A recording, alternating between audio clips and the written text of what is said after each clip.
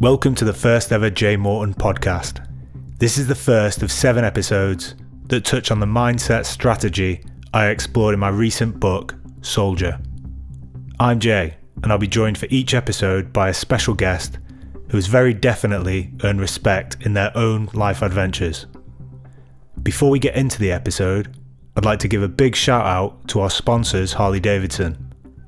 It's a brand I love and one that shares my values of freedom and innovation.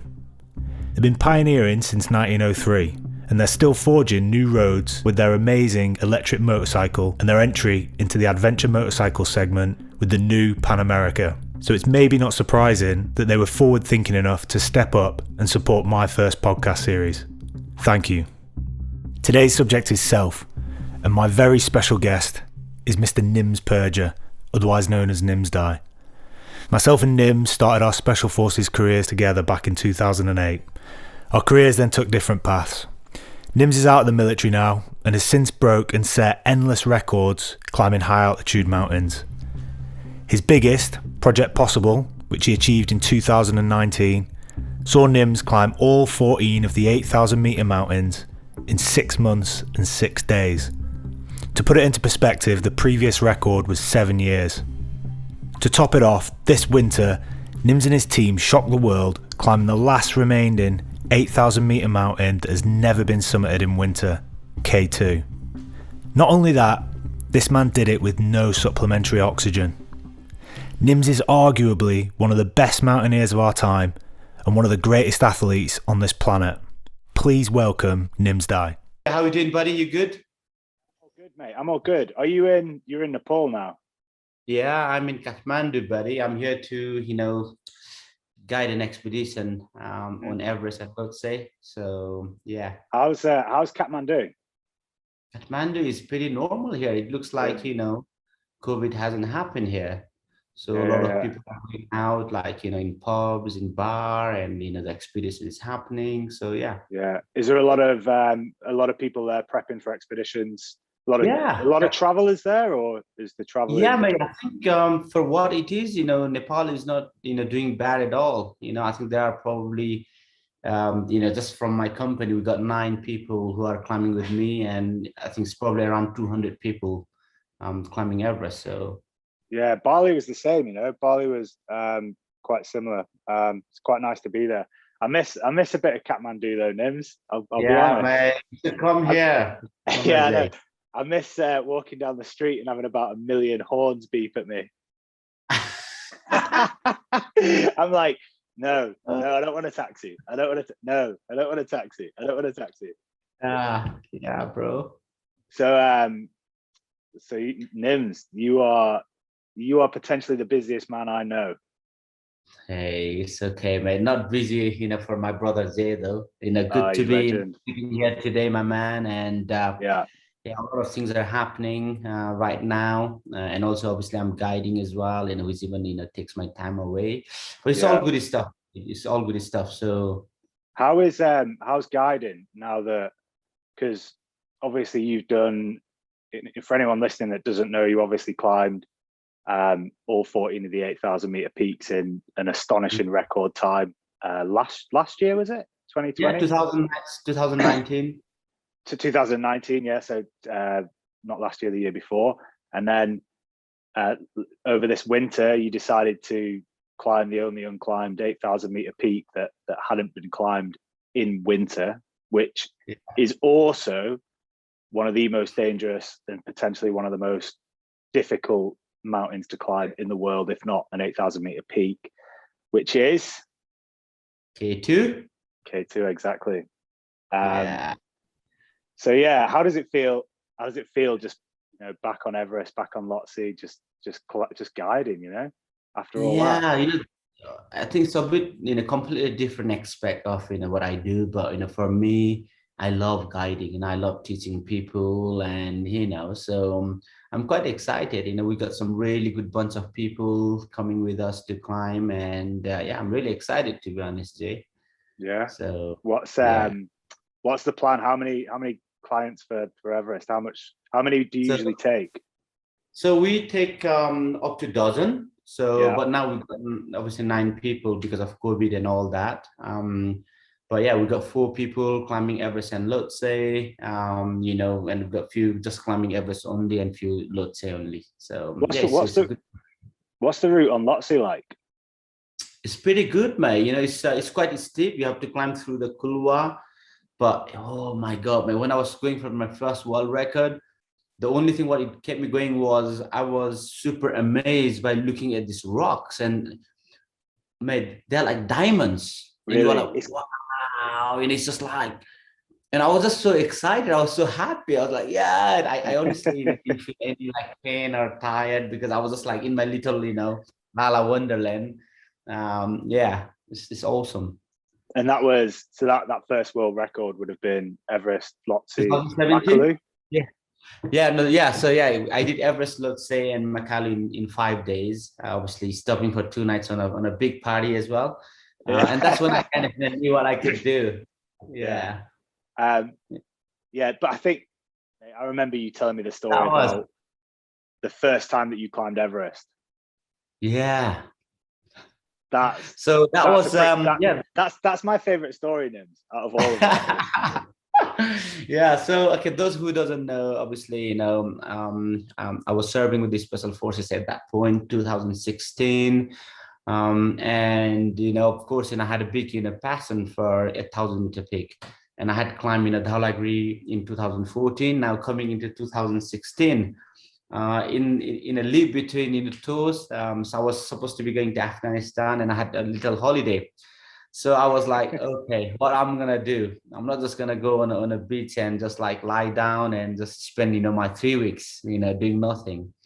So I decided to climb Everest, and I went to the bank, emptied my saving, and also told them that, you know, I need a loan to buy the car.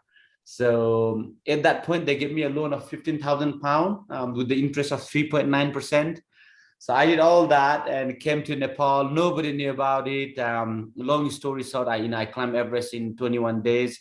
On the way down from 8,450 meters, I single-handedly rescued this woman who was left behind by her team, her guides, and everybody to die. So I rescued her, and then I was in, you know, within 4 days of that, I was in Afghanistan kicking door, and then nobody knew about it. So yeah, it was crazy. So when my TL, you know, asked me like, what did you do on this leap, Nims? I said, yeah, I climbed Everest. And he's like, fuck off. And it's like, no, I climbed Everest. And he's like, you serious? I was like, yeah. And I started showing him the picture, and it's like, yeah, by the way, I also did the rescue. And he's like, you serious? And I was like showing the picture. He's like, what the hell? So yeah, it was, yeah. Didn't you keep in touch with the woman that you rescued? Yeah, I only once to say, you know, like, you know, many of us, we don't want to rub that in their nose, in their face. You know, I just, you know, send a quick message saying, hey, you know, Nims here, if you remember or not. I hope you are keeping well. And she's like, dear sir, of course I remember you. And I was like, oh, okay. Yeah. She's good. She's back with her family. You know, that's the key. Yeah. And then, obviously fast forward all that time and you're breaking records now, mate. It's good to see. 2019, though, you know, Jay, it was epic, yeah. You know, when I decided to leave my special forces career, you know, leaving all my pensions, you know, obviously, because the other, you know, disadvantage of, you know, serving in special forces is, to those who are listening to this podcast, even though I had, you know, 3 world records while serving into SF, nobody knew about it because, you know, we are not allowed to be in social, as you know, Jay, and everyone was like, who is Nims Dai, you know, like, and it was super hard to get the funding. One, because, you know, no one knew me. Second, the project was so huge that, you know, people couldn't even imagine that's possible. And this is some other crazy story where, you know, obviously those who don't know, you know, climbing 1,000-meter peak is a mission in a lifetime, and the fastest record to climb all those 1,000 there was 8 years. And what I did in 2019 was, you know, I broke the record by 7 years. So yeah, it's crazy effort, Nims. And you know, being someone who's climbed an 8,000 before, and I don't know, seeing you do that was I never once, it was weird, right? I never once doubted you from the start. And I'm not sure where that came from, because I know you had a lot of people in a lot of communities, right? In the special forces community, in the mountaineering community, people that didn't know about mountains were doubting you. Potential sponsors were doubting you. And personally, weirdly, I never had this doubt inside. You've seen me climbing there, that's why. I know. I think it was, for me, Nims, looking at you, it was your self-belief that stood out above anything. It was that you were so like committed, or so certain that you were going to go and do this, that I think only a few ththings would have stopped you. Death. I don't even think lack of funds would have stopped you, because you had that problem. I think death was probably the only thing that would have stopped you. Yeah, and as you said that, Jay, self-belief is what, no one can take away from, from us. And then this is something you need to have it, because if you don't believe in yourself, then who's going to believe in you, right? So yeah, I had that, and I needed that because, it was a mission of a significance. It was huge. And like us, we don't say something that we can't do. It's a massive, a lot of people say, yeah, it's good. And when I was doing this big presentation at the RJS, at the end of this, presentation, it's a huge task. So the guy asked me at the end, it's like, okay, Nims, what happened if you don't climb all the 8,000-meter peak in 7 months? Because of the weather, because you get injury. There are so many components, the funding, what happens, you can probably, extend it by a year. It's still a world record, because, the previous record is 8 years. And I was like, now the mission is 8,000 in 7 months. If I pass by one day, I fail it. And everything was okay. I remember that. I was sat in the audience, and that was at the point where I think most of the people in that audience had no idea who you were. I mean, they knew that you're ex-special forces background, but I don't think they knew you as, I don't think they knew that certainty as well as I don't know, as the people that were close to you. I remember that happening. I was just like, oh, Nims just told that guy. That was so good, mate. Did you, and I kind of know the answer, but did you ever have any like sniff of doubt through the whole 14-7 project? No, not at all, Jay. And this is something is very important. It's not like something, if you're in sea level, if you are like, in this kind of an environment, even though if you have a bit of self-doubt, you can probably go through it, but when you are actually in that point of, life and death, that very fine line, and every step that you take is you are gasping for the air. You're stepping, you are every climb you make is for the survival, right? It's tough, because the human body can't live over there. The whole body is dying. And then when it's so tough and you haven't slept for so many days, you haven't eaten, and you are climbing all this, and if you have a tiny doubt, you will be like, you can't do it, And for me, the biggest thing why I was successful also is, Jay, I had a purpose, right? Because if I didn't have the purpose, I don't think I could have done it, because it was so painful. It was so hard, both mentally, physically, not only from the aspect of climbing mountain, but having to, completely abandon that job security, to remortgaging my house, not even knowing that, if there will be funding, not even knowing that, will I be, coming home alive. So many like politics and issues. If it was just for the name, glory, and just for the world records, I don't think I would have been able to do. But it was more for, the purpose, which I truly believe was to show the world that, nothing is impossible. And then that's what it kept me going. That's pretty powerful stuff. like I've seen you climb Nims, and you passed me on. We had a little moment just going from camp 1 to camp 2, didn't we? On Everest. Yeah. And yeah, I couldn't keep up with you. You came, storming past, and I think, you know, from someone who knew you, looking in, you made it look easy, and I know, you know, 1,000,000% that it wasn't in any way easy. But you have this, you have this way, Nims, of just making something that is potentially, like, I feel like you're one of the, you know, if not one of the biggest athletes in the world right now for what you've done. But you've made it look so easy, even when you passed me on Everest, right, between camp 1 and 2. But it wasn't, was it? It definitely wasn't easy. And I know I'm not. Yeah, you know, like, even with all this stuff, you know, and exactly as you have said, like, Nims, you make everything look easy. Like, even on K2 winter, you know, 21 days without oxygen, no acclimatization, frosty fingers and everything. And then people say, Nims, you just make it look easy, you know, the way you do it. And then, yeah, you know, we come from this kind of, you know, world where we don't want to brag about it so much. And yeah, and maybe I'm not a really good storyteller, I don't know, but yeah. But you're definitely right. Yeah, you did, mate, and you've got humility about it, right?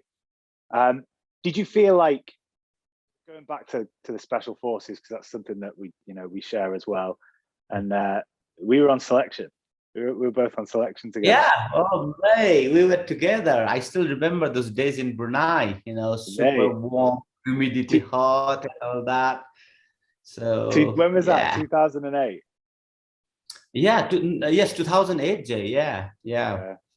Crazy. I remember that. And we both are out now, you know, obviously. Yeah, doing our own stuff. What was the driver for you to get out, Nims, to leave the military? I think for me, I absolutely believe in this goal where I felt like I have this ability to show the world, specifically in this kind of, in a mountaineering world, that, you know, nothing is impossible, because there are only 42 climbers in the world who have only climbed, you know, 1,000-meter peak. And as I said before, the record was like 8 years, and I was trying to do that in 7 months, and nobody believed it. And I kind of, you know, had that concept, and it was just that made the purpose. And equally, you know, I also wanted to, you know, uplift the name of the Nepalese climbers, you know, because, you know, they have been since, you know, this Everest expedition started, but, you know, we have always been on the shadows, and I kind of felt like, you know, something needs to be done over there as well. So it's all the bigger purpose that, you know, that kind of, you know, like, ignited fire in me. And I also wanted to, you know, like, kind of, you know, carve my own path. You know, I served, you know, with the British Special Forces for 10 years, the Gurkha 6 years, so 16 years in the British military. You know, that is something I'm very proud of. You know, that's something, you know, I have, you know, for me, I felt like I have been there, I have done it. Now, you know, let's write in a different chapter of the life, because life is too short, you know, and it's too sad to be just doing one thing, right? You need to experience other stuff to leave it colorful, I would say. Yeah, definitely. Yeah. It was a big driver for me leaving the military. For me, the biggest thing was just freedom, being in control of your own life and making your own decisions. Yeah, it's a big one, right? Massively. Yeah. Did you miss anything about the military? Not really, mate. You know, to be honest, it's done. It's done there. I'm focusing on this one. You know, it's moving forward, brother. Yeah, I kind of miss being around the lads at the start. I think the further away you get from that date that you leave, the more I'm just like, I so much enjoy my life now compared to what it was. Yeah, and you know, like, you met a couple of good friends, you know, wherever you go, and they will always be there no matter what. So, you know, as you said, Jay, you know, like, they're good friends, you know, from Special Forces who always keep in touch, and, you know, meet them here and there. But yeah, man, I'm into, you know, next path now. Yeah. Do you feel because, you know, we had very similar starts in our careers, and yourself, you went to the Gurkhas. Part of the Gurkhas, you have to do a selection process where you have to pass. You get selected to be in the Gurkhas from a large pool, right? Then you go, you serve in the Gurkhas, Afghanistan, and then you go into special forces, and it's the same. You've got a selection process. Do you feel, and I know this is something I can relate to, do you feel like you've got a thirst for wanting to test yourself? Yeah, I think always, buddy. And you want to be the best. I think that's what it is for me. And I'm not gonna lie, because when I was with the Gurkhas, I never knew about the special forces before that. I'm gonna be honest. I was born in Nepal, and limited knowledge. Then after serving with the Gurkhas, I figured out, okay, there's SAS and SBS. And then I was like, okay. And then I figured out they were like superior. They were like the top based in what they do. So I went for the special forces selection, and yeah, man, it's good to get tested, because then you live in the moment. If there's no challenges in life, then life is dull, right? So yeah, I love those challenges. This is what it keeps me alive. This is what it makes me live. More livelihood. And life is all about living, right? It's no point just like living for the sake of living. If you're actually doing something, if you're in every seconds count, in every minute counts, and if you're counting the seconds and minute, and you're trying to be happy, try to do whatever it gives you that ignition, that fire, you got to do that, because geez, man, we're only a guest in this planet. We have to live one day. So again, it's never too late to start anything new. And yeah, life is all about experiencing a different thing. Do you feel that's addictive? It is, I guess, because for people like me, and I think you, Jay, as well, I can't sit in the room and oh hell, I need that, and we all are different. But again, now what I really feel like is, Jay, I just have announced the big project, which is the big mountain cleanup project. And as a mountaineer, there are so many, rubbish on the big mountains, like in Everest, K2, and it's not only the rubbish, because there's old ropes where when people clip them, people have been dying because of that as well. And right now, our home, our earth is facing a biggest problem, Jay, I think. And then it is the problem for everybody else. Everybody else is, because, we are human, is the problem for the human race.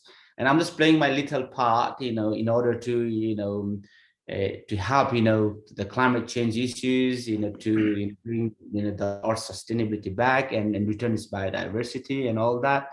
But what I really feel this time is, certainly coming decade is not a competition against anybody else. It's not about fighting. It's not about, trying to prove who is better, who is best. I think it's a time of collaboration, right? Because if you collaborate in everything, we can take the life into so much joyful, because every human got certain talent, but not everybody can be like best at one, everything, right? You can be number one in one thing in the world. And I think that's a given fact. I cannot be the legend, what's his name, Elon Musk or whatever it is. But then if all these people combine and work together, Bill Gates, whatever you name it, like, yourself, Jay, myself, we all are part of these people. And then if you watch that recent documentary called Sea Piracy, it's a huge eye opener. And I feel like this is time of, being humble about it, collaborating, I think, and to achieve bigger things, right? Of course, now people have gone into Mars. Who had thought that, right? Yeah, so I think, again, going into the point, for me, I'm just excited on my little bubble, breaking barriers and all that. And I think so many people are doing that. And this is what it kind of, excite me. Sometimes I get overwhelmed by thinking what's going around the world, but yeah. That's awesome. Like, because, I'd like to know more about the project, about the base camp cleanups, because they're such hard places to access, to be able to clean up in the first place. And there's only a handful of people that can actually go up there, let alone work up there and recover all you know, because even up, you know, up at Camp 2 on Everest, there's so much trash and old tents and it's quite tons of stuff. And it's such a beautiful landscape, right? So it's hard to see it like that. Yeah, and also just to, you know, clear one thing here, a lot of people think, okay, if you climb mountain, you know, why didn't you bring your rubbish? Just to make you understand, you know, folks who are listening to this podcast, sometimes it's so hard that you are actually in the survival state. So you are fighting against your life to survive, and at that point you can't really, you know, think about other stuff. And you probably say now, okay, if you are in that stage, why you climb anyway? So, but then, you know, we all see rubbish on the street and somebody have thrown that bin. Do you all pick up that? No. So, you know, a lot of criticize I see from the people is, again, I keep saying, it's not about showing people that, you know, I'm better than you and all these are criticizing. It's about understanding from that perspective and try to help in whatever way we can help, rather than trying to make someone feel low and all that. And you know, when I announced this project, a lot of people were saying that, okay, you are climbing mountain, a lot of people climb, why they are not clean in the first place? Of course we want to do that, but then grass is never greener, right? Because there's always a problem. You know, some people are literally dying, and when they're in that survival, you know, state, they have to, like, you know, did some of this stuff and all that. So yeah, but it's time to do everything that we can. And, you know, as you said, you need full resources, and our plan is not only bring the trash from the mountains, we want to recycle it, and we want to sell those products. You know, we can make some hopefully goody stuff, and then whatever that profit is come from that project, we're gonna again send it to another charity, so they can start looking after, you know, another, you know, mission and all that. So it's a huge project, which obviously currently I'm working on. It's weird, isn't it? The problem is there. It's not that the problem doesn't exist. The problem's there, right? There's so much trash in these base camps that you can't turn around and say, right, if a climber filled his pockets on the way down whilst he's struggling for his life and oxygen, those places would be clean. Like the project itself has to be so big to clean these places. Yeah, massive. It has to be massive. Are you going to take any of the bodies down, or? So it depends because it's a sensitive subject, Jay, and if the family wants, then we probably, you know, bring it down. But, you know, some family, you know, probably they don't want. But again, you know, there's two perspectives. When you climb, you know, for many people, when they see the dead body, some of the people freak out as well, and they kind of, you know, play with their mental, you know, stability. So, you know, in so many people's opinion, from what I have heard, it's good to take the body out and send it, you know, to the family. But again, it's you know, there are so many factors into it. So unless people request me, otherwise I don't want to get involved in that, you know. No, it can get quite political. I get asked quite a lot about dead bodies on Everest in podcasts and interviews and whatnot. And I don't know, for us, I guess, with our background, it was, you know, never a shock to see one up there. I remember the first one that I saw going up from Camp 4 on that first, you know, the first stretch. And, it would have been the 2019 summit, and it's pitch black when you leave Camp 4, right? It's 8 o'clock at night, and you're going up with you've got your head torch beam, and you're like walking, looking at the ground. And I literally like looked up, and there was no one in front of me, right? You know, the route was so empty, and I remember looking up, and there's this yellow, like orange summit suit, and I just saw this, like, you know, it was, you know, he's got it looked, you know, it was in the same condition that, you know, rest his soul, but the guy died there, right? And he's got this, his summit suit's pulled tight around his face, and he's you know, his face is you know, all dried out. Reminder in a day, you know, it's like you think like that could be you, so it switch on, you know. But I'll be honest, like, because of the setting, and I was on my own, and I was just staring through this head torch, I was like, like it made me jump. But I mean, the dead body, they do get brought down, don't they? They do, mate. Yeah, they do. Most of them, you know, but unless they are off the side, you know, they are a bit, you know, like off the track, you know, and then, because, you know, a lot of people again think like, yeah, why don't you bring it down? Because it's a mission, people. Like if you need the weather well. forecast as well. You need a good weather conditions, because you have to climb first to bring the body down, and climbing a 1,000-meter peak is not a joke. You may not even get there. So to bring this body down, you need to employ at least 10 Sherpas and all that. So then you have to pay their wages and salary, and it gets super expensive, and hence why so it's not just as simple as you think, if you haven't climbed the big mountains, or you don't have the idea folks there. So all right, Nims, can we talk about K2? Yes, Jay. K2 was next level. I think it's different from obviously the Project Possible I did in 2019, but certainly never been that cold. Minus 65 degrees Celsius, where we're climbing with the big gloves, all the eyelashes are frozen. Yeah. So K2 has a notoriety as being one of the most dangerous mountains in the world. The statistics on it, so that the death rate statistics on it are that 25% of the people that summit K2 don't make it back down. So you've got a 3 in 4 chance of surviving the descent after summiting the mountain.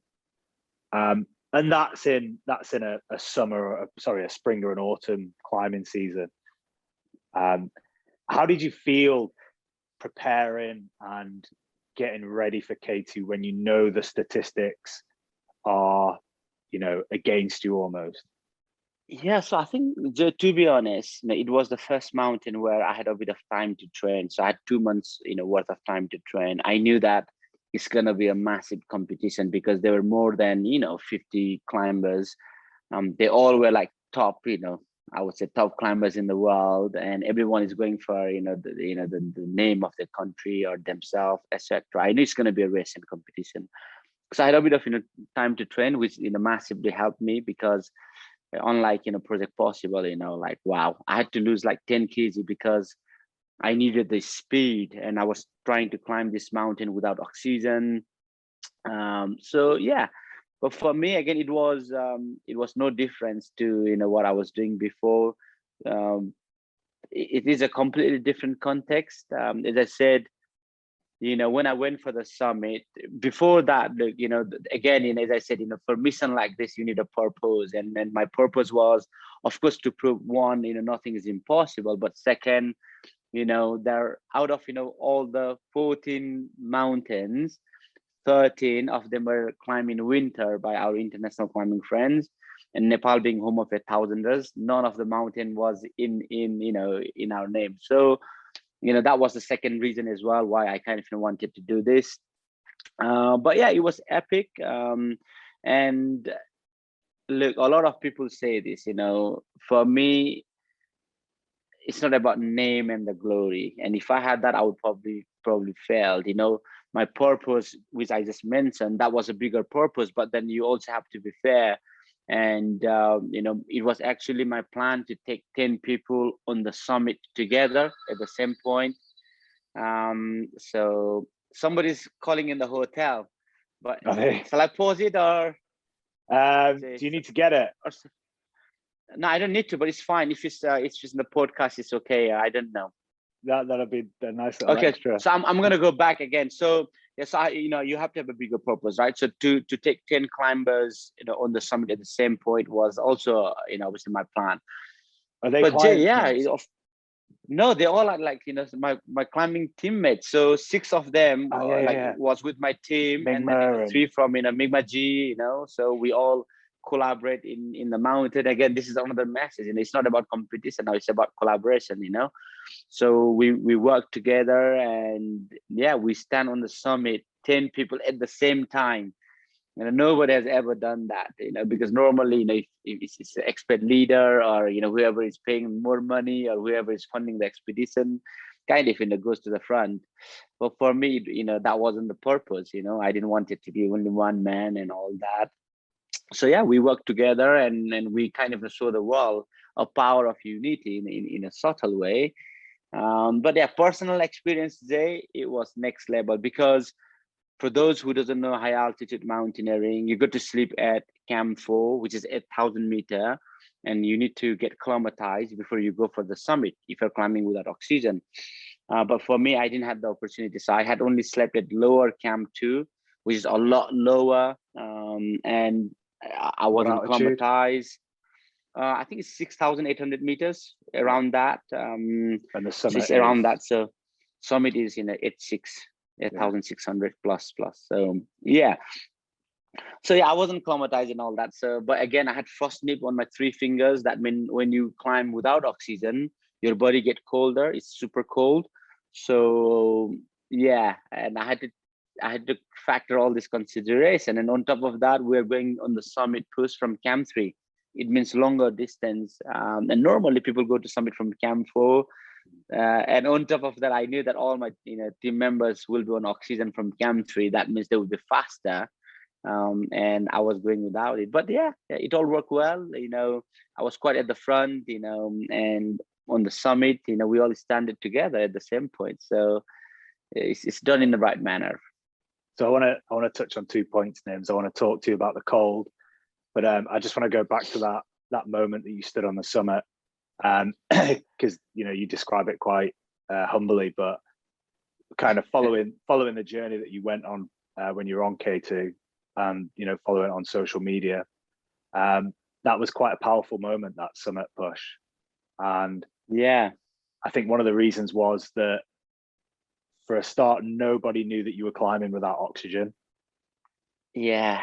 So that was something that later came out. Jay, we do so many, things in special forces, but we didn't have to brag about everything, right? So I wanted to keep that pretty subtle, and I wanted to keep that pretty humble. But then there were so many people from the mountaineering community, and some of them had climbed the summit on the fixed lines that me and my team had set it up, and they were saying, "Oh, the team may climb with oxygen, and it's not, true climbing, etc., etc." So basically, they were taking the positivity message away, and they were ruining it. And then when they did that, I was like, guys, please shut up. There you go. Yeah. And I think it was incredible to watch. And I think if no one followed that journey, or people want to go back and look at it, if they go on your social media and scroll down on Instagram, you will find the summit. So the summit image, or the summit picture that you posted on Instagram, which was, so at this point, nobody knew 16. That Nims had summited without oxygen, which is a whole different ball game completely from summiting with oxygen completely. And we can talk about that afterwards, about my experiences. But so you have the summit picture. Everyone thought Nims had summited. No one knew that he hadn't. No one knew that he'd done it without oxygen. So this was a celebration for your team, for everybody reaching the summit at the same time. It was the collective 10 guys. This is the celebration. We reached the summit. Yeah, Jay. And then if I had put my picture, I say, "Oh, I'm the only one climbing without oxygen," then it takes the team success away, right? Yeah. It takes the team success away. So I was like, it's a team effort, and team, takes the priority, and hence why I was doing that. Yeah, that was so good to see. So then fast forward, what was it? 2 days, 3 days? Yeah, a lot of people were saying, "Oh, this and that," and once you become so successful, you make other people look bad, and their load of jealousy comes into this kind of stuff. And they were putting some negative comments about, okay, they all did with oxygen, so it's not true, alpinist, all this stuff. And I was like, "Hey, listen up, Bang. Yeah. And then, so obviously you posted the video, which is, so impactful of, the last whatever, what was it, 20, 30 meters going up to the summit. And it's one to look at if you've not seen it, of you and the 10 team, and yourself zero oxygen. It was emotional day. Yeah, it was emotional because we stopped like 10 meters away from the summit, and I was coordinating everything. Yes, even I wasn't with that oxygen. I was like, guys, come in, and we were just like together, and we just like hug each other, and it's like, okay, guys, let's go. And then as soon as we started like walking towards the summit, we started singing the Nepalese anthem. It was very emotional because you can see the sense of achievement from everybody in the team members. Everybody felt like it was equal. There's no like first or second in there. And to be part of that, the manner that we did, it was extremely humbling. But it was, of course, it was a history return, but it was a history return with a manner and a style. So yeah.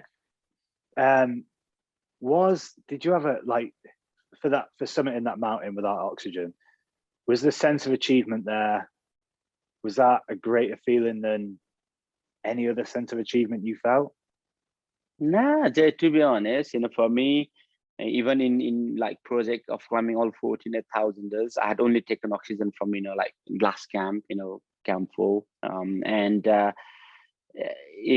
didn't really like thought it was a big deal. But then since people started talking about it, I was like, hey, there you go, because you always know what you're capable of. Climbing 14 8,000-meter peak is you climb one mountain in a very tough conditions, you come down and you can't rest. Then you have to plan for another mountain. You're going up again, you come down. So, I was climbing all 5 8,000 meters of Pakistan in 23 days. It's back to back. So it's a non-stop process. So yeah, it wasn't something of significance to what I had done already before, to be honest. But it's just how, everybody think differently. But from my experience, because I was the one who was experiencing all this, right? So I think there's no comparison in these two projects because they both has got different dimensions. K2 is like more short, sharp, and straight, like 100 meter. Whereas climbing 14 8,000-meter peak is like marathon, 1,000-meter marathon. So I think it's important to mention as well, Nims, that your childhood, you weren't born in the mountains, or you're not. No. So you've got different families in Nepal, right? You've got the Sherpas, which are, the Sherpas, a surname or a family name that is given to families that live in high altitude, right? And you're a Purja, so you were never, your genetics, you don't share the same genetics as say the Sherpas would. So I grew up in the most flat part of the country. Absolutely flat. It's the most warmest and hottest part of the country. Actually, it's like sea level. So yeah, hey, so nothing is impossible. I think a lot of people who are born in Nepal have got a lot of people say that, right? Yeah, again, like if you come and do that, and we all can climatize at some point, Jay, because some people take a bit longer, some people take a bit shorter, but we all human, we climatize, and that's why we have been adapting since the extinct of the human beings. Like dinosaurs, they all died because they all couldn't adapt with the atmosphere, with how the earth is evolving. But we can adapt. That's something we have. So I really don't know. I need to get tested for that, Jay. Hopefully we'll find out. So coming back to K2 and the cold, and also not climbing with oxygen. Now, one of the things that climbing with oxygen does is you can circulate the blood a lot easier around your body, so you feel a lot warmer. And the temperature on K2 was -60, -65 degrees Celsius. It's next level cold. Next level. Was there any point on that expedition when you thought you could die? Nah, I didn't went there to die, Jay. And I never thought I would not finish this mission. And I said to my friends, like, if I can't climb this K2 this winter, I'm not coming home until I make it. That means I'm going to stay in the base camp for 1 year until another winter comes and do it. So that's the kind of a mindset I had it. And you need that kind of a mindset, Do you ever think about death, Nims? Nah, I don't want to think about that. Because it's a horrible thing to think. I agree. Somewhere at the, yeah. I never think about that, because I think about being alive. I think about how I can survive this shit. How can do I need to move faster? Do I need to climb? How I can mitigate this? What's currently happening with me? Either that's cold, or the obstacles that I'm climbing, or it's the technical part that I'm going through, or I'm assessing the avalanche. What I always think, like, how the hell I get out of this? Yeah. Yeah, I agree with you, right? And for me, I've thought about death, but I think I think more about living than I do dying, regardless of how dangerous whatever it is that I'm going to go and do, and how much I appreciate the life that I've got, and what I've done in my life. Yeah, 100%. But I say it because high altitude mountaineering is one of the most dangerous sports in the world. So a lot of people that might be listening to this might think, do you ever, what is your relationship with death? Like, have you made friends with death? Do you think about it? Is this something that you just don't even think about at all? Yeah. No, and again, Joe, this is like, as you said, you can make mistake, at the sea level, at your place and all that, but this is one place where you make mistake, you die. And because you are climbing in a death zone, so no human can survive. And then there's a weather, there's all these extremities coming into play. Your body is literally gasping for the air, and that's when, if you are trying to do something and you want to be brave about it, and you want to be like, keep pushing for it, the biggest advice I can give is, like, you got to be very honest and true to yourself in terms of your ability.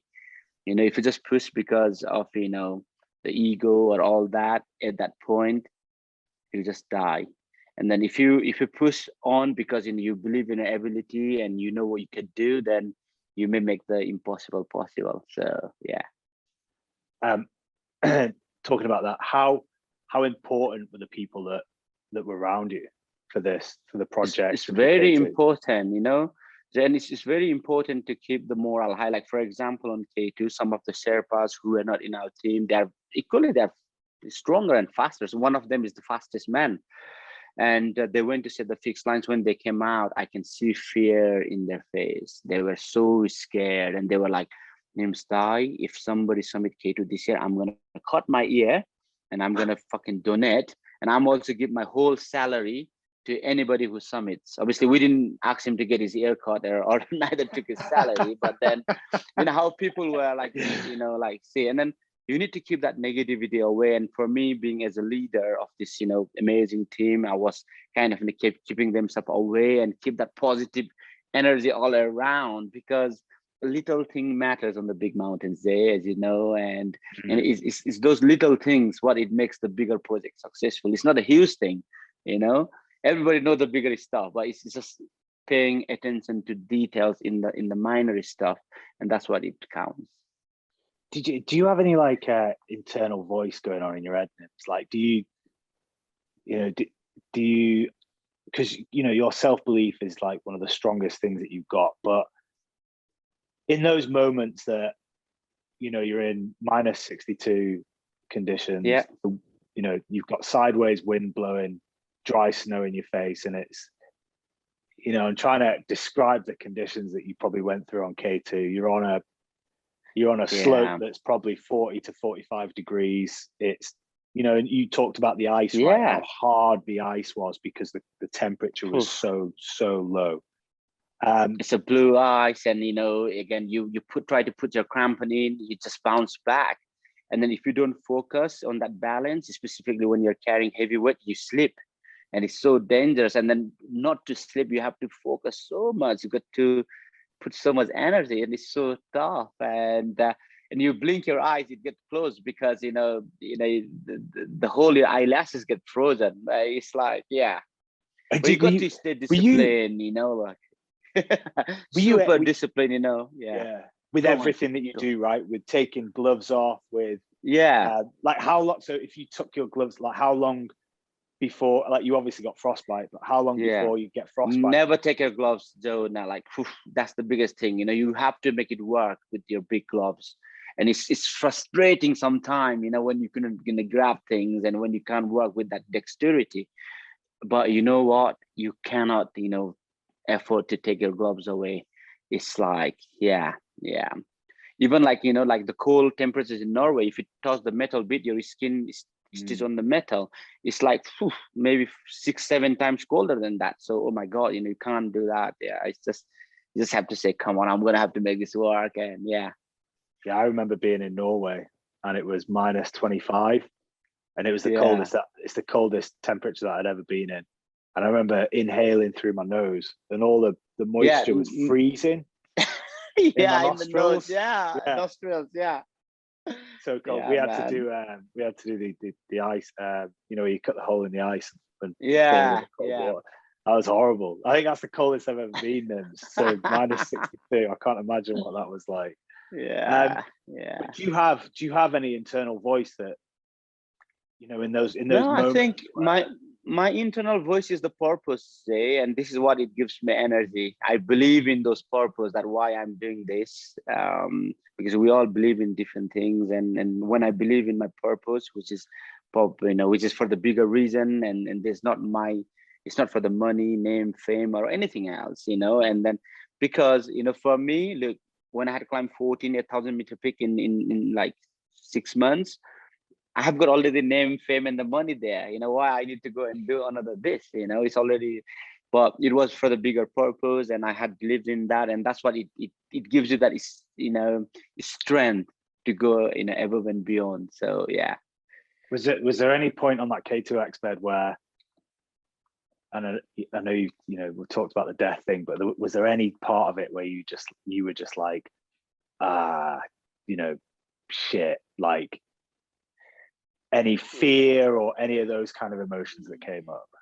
No, not for me, to be honest. But then, because there were a few people who had who died while we were on the mountains, 2 people, and then some of the people did freak out and all that.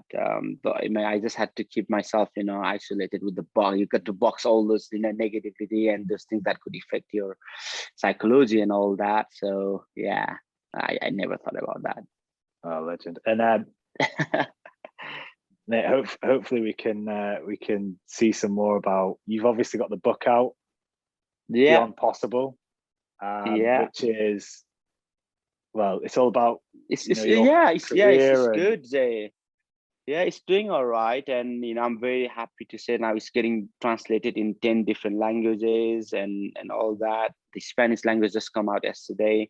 It's already in Italian, and then we, you know, it's all been done, and I'm getting really good comments. Our books came at the same time, isn't it? You know, that's right. Jay? Same day release date, wasn't it? Yeah, same day. Oh my God, yeah. It's been I read your book. It's amazing. Yeah, and then now we are here talking, and you know, hopefully we'll climb together in one mountain, Jay. And it's been a while. We need to get you on the mountain so that you can eat so much peanut butter. Migma is like, you know, when you got Jay, he only eats peanut butter. You know, we need to buy loads of them. I was like, yeah, okay, we'll get that. It was Jif peanut butter and the sweet bread. That I literally just ate that the whole time. I can't do dalbat, Nims. Nah, oh man, dalbat power 24 hour. But yeah. Are you dalbat, mate? Do you dalbat every day? Yeah, I love every day, buddy. Nepalese, and I have to do. Yeah, mate, let's. It's been awesome talking to you, Nims. I really, really, really appreciate you taking time out of your busy schedule to talk to me, man. And hey, look, Jay, you are my brother, and listen, I haven't done any podcast since I've climbed K2, but you know, we work together, and you know, when you say that, I can never say to this legend, another man. And, look, we need to climb together, though, Jay. Okay, you have been just saying yeah, and then you haven't done it, so make sure you know pencil that in, and I look forward to seeing you on the mountain, bro. Yeah, let's go on K2 next year, mate. 2022. I'll make sure of it. Mate, appreciate it. Stay safe. Enjoy Everest and Lhotse. And I'll see you when you get back, Nims. All right, brother. Love you. Take care. Bye-bye. Thank you, bro. Bye. Thanks to our sponsors, Harley Davidson, who have helped make this latest adventure possible. Check them out at harley/davidson.com or give @Harley_UKI a follow on Twitter. Thank you.